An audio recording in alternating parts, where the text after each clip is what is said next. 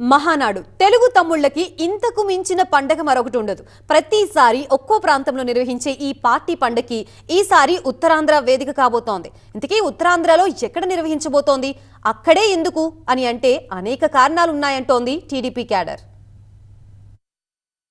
ఏడాది మహానాడు నిర్వహణ కోసం శ్రీకాకుళం, విజయనగరం జిల్లాల్లో పలు ప్రాంతాలని పరిశీలిస్తోంది టీడీపీ అధిష్టానం.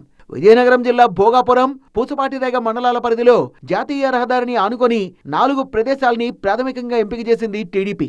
శ్రీకాకుళం జిల్లా ఎచ్చెర్ల నియోజకవర్గంలోని రణస్థలం మండలం పరిధిలో కూడా ఒక ప్రదేశాన్ని పార్టీ పరిశీలిస్తోంది.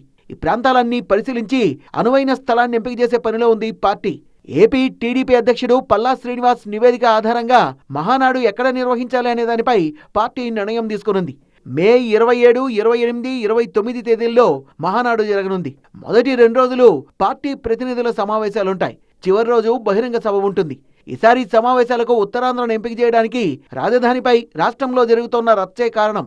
అమరావతిలో వేల కోట్ల రూపాయలతో రాజధాని గడుతూ ఉత్తరాంధ్రకు అన్యాయం చేస్తున్నారంటూ వైసీపీ నేతలు ఇప్పటికే విమర్శలు ఎక్కువ పెడుతున్నారు. తెగదు ఉత్తరాంధ్రను నిర్లక్ష్యం చేస్తున్నారనే కామెంట్ కూడా చేస్తున్నారు ఉత్తరాంధ్ర వైసీపీ నేతలు.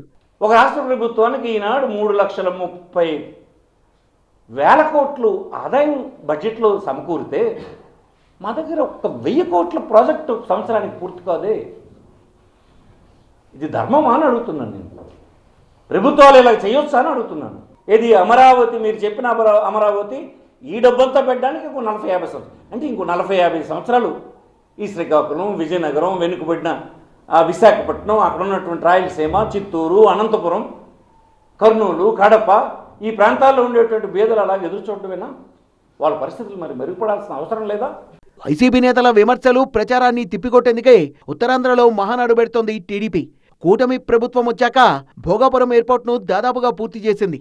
మూలపేట పోర్టులో 75% పనులు పూర్తయ్యాయి. విశాఖ రైల్వే జోన్, నక్కపల్లిలో బల్క్ డ్రగ్స్ పార్క్, అనకాపల్లిలో ఆర్సిలార్ స్టీల్ ప్లాంట్, విశాఖకు గూగుల్ సహా పలు కంపెనీలు వచ్చాయి. వీటితో పాటే పలు ఐటీ కంపెనీలు కూడా విశాఖ రాబోతున్నాయని టీడీపీ చెప్తోంది. ఇలా ఉత్తరాంధ్ర అన్ని విధాలుగా అభివృద్ధి చెందుతోంటే తమకు రాజకీయ మనుగడ ఉండదనే కారణంతోనే వైసీపీ విమర్శలు చేస్తోందని టీడీపీ వాదిస్తోంది. ప్రతిపక్ష నాయకుల వారికి ఎప్పుడు కూడా జిల్లా వెనుకబడిందని చెప్పుకోవడమే అలవాటు అయింది, కానీ పనులు చేయడం మాత్రం ఎప్పుడు అలవాటు కాలేదు. ఒక్కసారిగా మనం తెలుగుదేశం పార్టీ ప్రభుత్వం, కూటమి ప్రభుత్వం వచ్చిన తర్వాత ఈ పన్నులన్నీ కూడా జరుగుతుంటే జీర్ణించుకోలేకపోతున్నారు. ఇప్పుడు అయిపోతే మా పరిస్థితి ఏంటి? స్పీచ్లు బట్టి కొట్టుకున్నారు ఇవన్నిటి మీద. నేరేడు బ్యారేజ్ మీద ఒక స్పీచ్ వాళ్ళకి రెడీగా ఉంది, మూలపేట మీద ఒక స్పీచ్ రెడీగా ఉంది, ఈ జిల్లా అభివృద్ధి కార్యక్రమాల మీద స్పీచ్ రెడీగా ఉంది. ఆ స్పీచ్లు ఎంతకాలం చెప్పుకోవాలి? పనులు చేయడం కాదు వాళ్ళ ప్రత్యేకత. ఒక్క మాటలో చెప్పాలంటే తమ హయాంలో జరిగినన్ని పనులు ఇంకెవరి హయాంలోనూ ఉత్తరాంధ్రలో జరగలేదంటోంది టీడీపీ. ఉత్తరాంధ్ర అభివృద్ధిపై తమ పార్టీకున్న చిత్తశుద్ధిని అదే ఉత్తరాంధ్ర వేదికగా స్వయంగా వివరించబోతోంది టీడీపీ. ఇప్పటి వరకు చేసినవి, ఇక ముందు చేయబోయేవి వివరించి వైసీపీకి కౌంటర్ ఇచ్చే వ్యూహంలో భాగంగానే ఆ ప్రాంతంలో మహానాడు పెట్టబోతోంది సైకిల్ పార్టీ.